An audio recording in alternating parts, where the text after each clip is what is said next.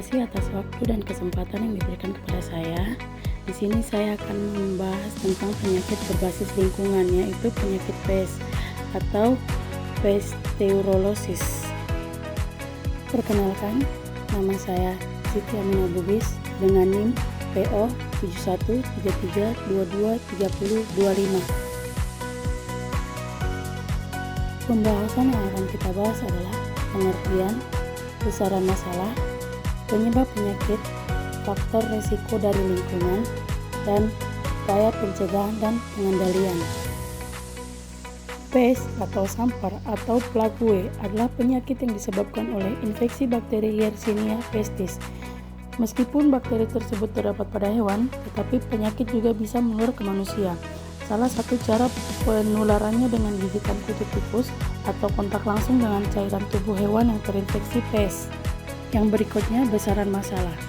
Bakteri Yersinia pestis atau Pasteurella pestis berbentuk batang, berukuran 1,5 sampai 2 kali 0,5 sampai 0,7 mikron, bersifat bipolar, non-motil atau tidak bergerak, non-sporing atau tidak berspora, dan bersifat anaerob fakultatif. Gram negatif, dapat tumbuh pada kisaran suhu 25 sampai 37 derajat Celcius. Pada suhu 37 derajat Celcius merupakan suhu terbaik bagi pertumbuhan bakteri tersebut.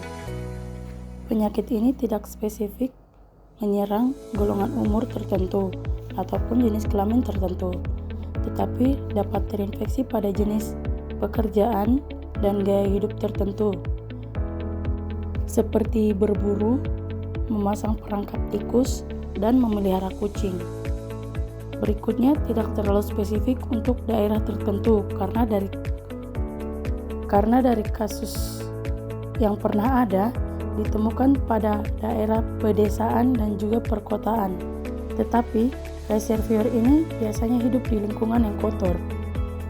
Yang berikutnya, persebaran penyakit ini tidak dipengaruhi oleh waktu, namun dipengaruhi oleh keadaan lingkungan yang mendukung sebagai tempat hidup reservoir. Oleh karena itu, penyakit ini dapat terjadi kapan saja. Yang berikutnya, penyebab penyakit.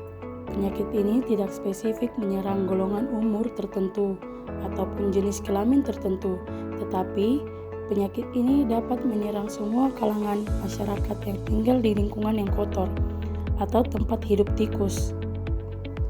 Faktor budaya atau adat istiadat, faktor lingkungan, transmisi, kebersihan hewan peliharaan. Yang berikutnya, faktor risiko dari segi lingkungan.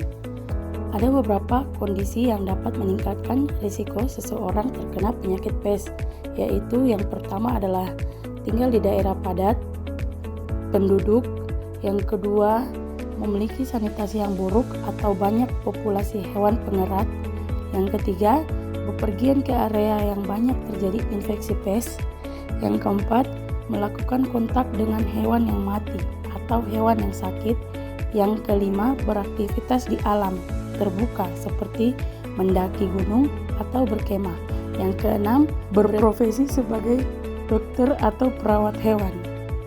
Yang terakhir, upaya pencegahan atau pengendalian.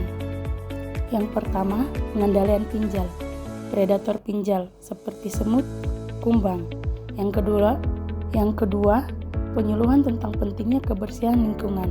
Yang ketiga, sosialisasi perbaikan rumah agar tidak menjadi sarang tikus.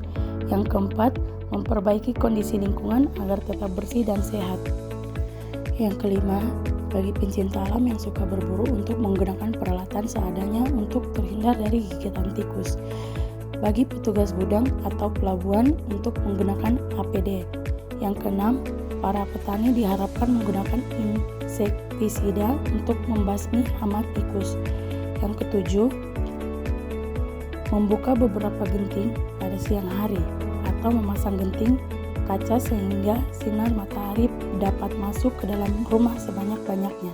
Yang kedelapan, menyimpan bahan makanan yang jadi di tempat yang tidak mungkin dicapai atau mengundang tikus. Yang terakhir, tinggi tempat tidur lebih dari 200 cm dari tanah. Sekian dari hasil presentasi saya. Kurang lebihnya, saya mohon maaf. Atas perhatiannya, saya ucapkan terima kasih.